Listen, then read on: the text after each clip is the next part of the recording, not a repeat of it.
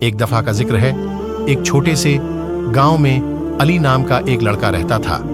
علی بہت ہی محنتی اور ذہین تھا، لیکن اس کے پاس وسائل کم تھے اور اس کی پڑھائی میں رکاوٹیں آتی تھیں۔ ایک دن علی نے ایک پرانا کتاب خانہ دیکھا جو کافی عرصے سے بند پڑا تھا۔ اس نے گاؤں کے بزرگوں سے پوچھا کہ کیا وہ کتاب خانہ دوبارہ کھول سکتا ہے۔ علی نے دل و جان سے محنت کی اور کتاب خانہ صاف کیا۔ جلد ہی گاؤں کے بچے وہاں پڑھنے آنے لگے۔ علی نے بچوں کو مفت میں پڑھانا شروع کر دیا۔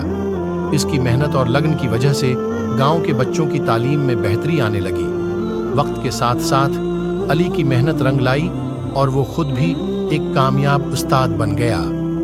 اس کی کہانی ہمیں یہ سبق دیتی ہے کہ محنت اور لگن سے کچھ بھی حاصل کیا جا سکتا ہے۔ اگر آپ کو ویڈیو پسند آئی ہو تو لائک اینڈ شیئر اور سبسکرائب کریں۔